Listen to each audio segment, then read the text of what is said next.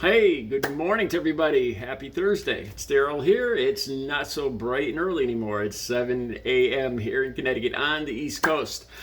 I noticed a coincidence yesterday. This was a coincidence. Yesterday, I did a video. I stopped in a local hospital where I had been admitted there 12 times. And I sat down in front and did yesterday's video. And it's Bristol Hospital in Bristol, Connecticut. And I talked about the mental health crisis detox third floor that I stayed at 12 times. This morning, I realized that that exact location has to do with a news story that's just happened the last day or two. And I want to talk about that. It has to do with, if you remember, the Patriots tight end, Aaron Hernandez, that was arrested for the murder of his friend and ended up committing suicide in a jail cell. His brother, DJ Hernandez, has been in the news quite a bit lately with mental health issues, and I'll go over that really quick. And then the main purpose of this video is to dispel any misconceptions. Sometimes when you talk about these mental health crisis places, I know me, sometimes I know the truth, but you get the image in your head of like One Flew Over the Cuckoo's Nest. Or I remember the movie Michael Keaton was in, Clean and Sober. I hadn't seen it in a long time. I might be wrong about this, but I seem to remember that place looking kind of dingy.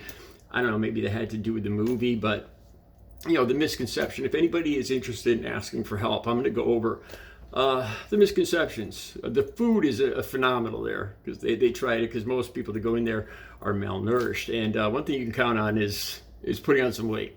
All right, let me start at the very beginning here. Aaron Hernandez was the tight end of the Patriots, and I can't remember the exact year. The links will all be down below. That he was arrested.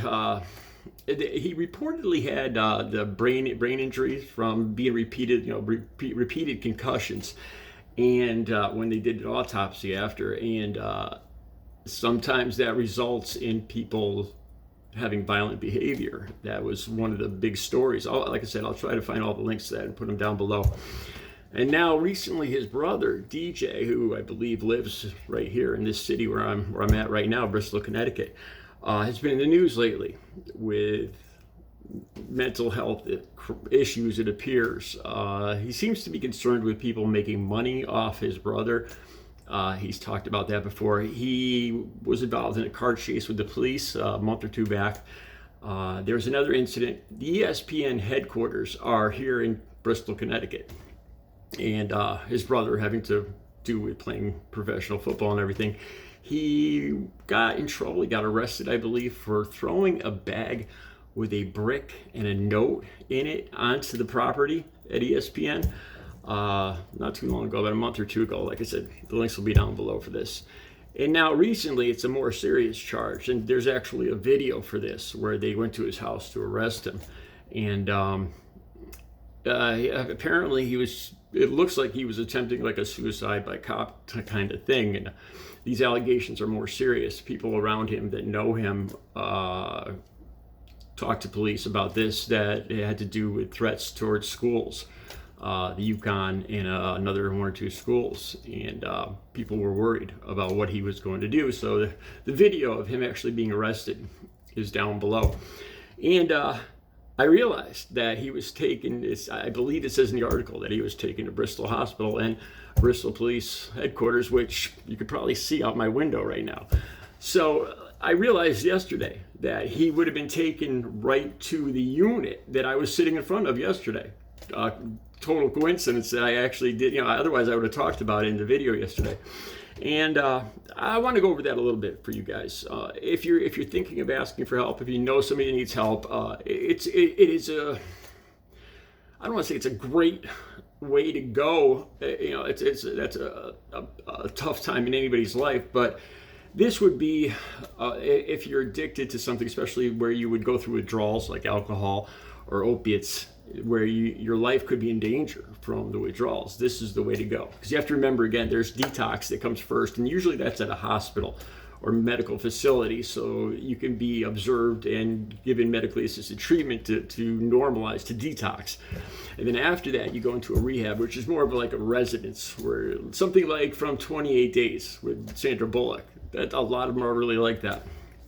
Audrey was the head personnel director for of one of the fancy residences here in Connecticut. My girlfriend that passed away. Okay, so the times I went there. Let me start with this first. Like I said, these are kind of like dual. They're called dual diagnosis. That third floor of Bristol. There's people there that have mental issues, mental health issues, bipolar, paranoia, schizophrenia. Then there's dual diagnosis. That's what I was there for. My thing was depression, and the doctor said sometimes they have to find out if the depression, if the drugs came first and that caused depression, or if it was somebody self-medicating that had depression first and then used drugs to self-medicate. And that's what the doctor actually told me. This is one of the things they have to kind of observe to figure out first. And then there's the people there. There's the mental health people, the mental health issues, then the dual diagnosis, and then just the people that are there just there for detox, for addiction issues. So there's basically like two, and then a combined different people being treated there. I imagine that DJ would have been brought in handcuffs. When I went there, I'd go right to the emergency room and I'd tell them I need help. I'm worried about what I might do and I need help. I can't live like this anymore. And they would take me in, and you'd always go. This is the first part of it. You go into an observation down in the emergency room. They have like an observation. It's similar to a fish tank. This is the most uncomfortable part of the whole thing because they don't actually treat you during this period. It could be 2 hours, it could be 8 hours, it could be 12 hours. And usually, like when I was there, I was withdrawing. You're very uncomfortable, and they don't usually give you any medication during that time. I don't know, they might, but with me, they didn't. So there's no treatment, so the withdrawals just are getting worse at this time, but they have to observe you. And a lot of these places actually have like a window in the wall where you might have one single bed, or you might be with a group of beds with people, you being observed like in a fish tank. That's what I used to call it.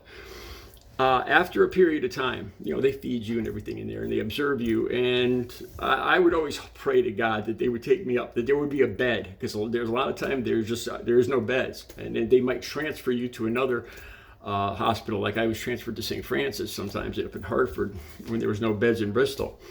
And they'll say, yes, we think you need help, and they'll admit you and take you up to the floor, which is a lockdown floor. Once you go in, you are locked in there for the duration until the doctor says you can leave, and that's usually 5 to 7 days. I actually, like I said before, I hate to admit this, but my life was so messed up that I'm ashamed to say this, but I looked at it like other people look at a vacation. This was a vacation for me. The good food, I didn't have to worry about anything, TV, socializing. I'm ashamed to admit that now. But about every 3 months, I would go in there, and I would have every intention of getting clean. Almost, every time I went there, I didn't want to live like that anymore. But it really, that's what it really felt like sometimes, was just a vacation. There was several incidents. Once you get up there, you're fed really well. I found out through other patients there that you could actually write down on the menu, like frozen Snickers bar, because you get to pick from a menu, strawberry milkshake, and they fatten you up, they feed you good. At the one in Bristol, it was 2 beds, a bathroom, and your room. There was individual, like a lockdown room for people that maybe what would have happened with Mr. Hernandez, where he's more or less locked in a room with observation. It's quite come back. When I was there was smoking. There was a smoking room. You'd have to bring your own pack of cigarettes, and I believe you would get, this is back then, I don't think it's allowed anymore. It'd be 7 cigarette periods a day, where they'd call cigarette break, and we'd all go out into that little room that I pointed to yesterday. And it'd be like a 10-minute, all the smokers would go out there, and they'd hand you a cigarette. They'd give you a Bic lighter. You wouldn't be able to keep the cigarettes or the lighter. They'd give you 1 cigarette out of your pack, and you have to share. They'd watch the lighter, so nobody kept the lighter. In general, these places were safe, secure, healthy places with not something like you would see in One Flew Over the Cuckoo's Nest. I do remember, if I'm going to be totally honest, I do remember a couple incidents that were somewhat scary.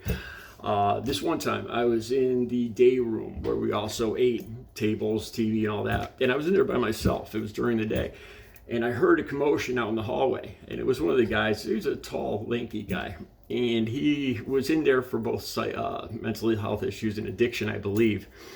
And he was, the guards, the doctors and nurses needed him to do something. They were trying to take him into the room, or they were having a confrontation with him. And I was watching this down the hallway, and they were moving. He was backing towards me, towards the room, with him backing away from the guards. And I realized I should probably get out of here because it looks like they're backing into this room. And right when I was going out the door, the guy backing up with the guards or the doctors and nurses in front of him backed right into me. And he grabbed me in a chokehold as I went past him. And this is a guy I talked to just the day before. We were on a friendly relationship, but he was being stressed out by this situation. And he grabbed me in a chokehold around my neck. I didn't freak out. It was kind of surreal, where I'm just being held around the neck, this guy behind me yelling, I'm not going, and there's like doctors and nurses and panicking, seeing me being held in a chokehold. To be totally honest with you guys, it was getting to the point where I was starting to consider a headbutt, just going, flip it might, because his face was right behind me, and he let me go. And I was treated to extra food and extra Snickers bars and all this other stuff. After this, they actually took me down to talk to the president, the head of Bristol Hospital, because I think they were probably looking back at this. I think they were concerned that I might sue or something. But I said, I'm just glad it's over. I'm glad nobody was hurt. And the officials of Bristol Hospital were happy to hear me say that also. That it was just over. One time I do remember, one of the scariest times I do remember is somebody going through alcohol withdrawals or delirium tremens. I think I talked about this in a video before. This was somebody that I've been talking to. They came in, a guy, I was about 10 years older than me. He looked like I think he was a professional, and he was there for alcohol. And then the next day, right after he got there, I hear screaming and down the hallway, and it's that man, and he's just losing. He is just yelling about helicopters and people coming and helicopters landing on the roof, and he's basically hallucinating, and before they shut the door, unfortunately, people were watching this man just lose touch with reality, and they had him in a 4-point harness on the bed, down to the bed. They're watching somebody. I think if anybody has kids and they want to, if they're concerned about their kids abusing alcohol or drugs in the future, if they were to see something like that, what alcohol could do, what alcohol abuse or alcoholism or drug addiction can do, how this person just lost his mind, was hallucinating. It scared the heck out of me, and I was a full-grown adult that had seen a lot of stuff. Just how he went from completely rational to off the rails. The very next day, he was back to normal and in with the group with the rest of us, and the delirium tremens had passed, and he was just as friendly and kind and sane as the rest of us. But it was a scary thing to watch. Overall, these are safe, healthy places and then they go through, they recommend where you should go after this. And I would say the same thing, because I would always say, I can handle this, I have the tools now. And I'd walk out after 7 days thinking that I'm good to go. And I would end up using honestly, I hate to admit this, but I'd end up using within hours of walking out that door every single time, 12 or 13 times. Until I actually decided to stay for 30 days and then get into medically assisted treatment or methadone maintenance after the 30 days. That I finally had a period of a moment of clarity where I was able to get clean and sober, which I still am now, since October 23rd of 2006. So I hope this clears up any misconceptions. They are safe, healthy places. They feed you fantastically. They got beds, private beds and bathrooms, and they're clean, and they don't look anything like One Flew Over the Cuckoo's Nest. I hope this helped. I hope this helped somebody. You guys have a great Thursday.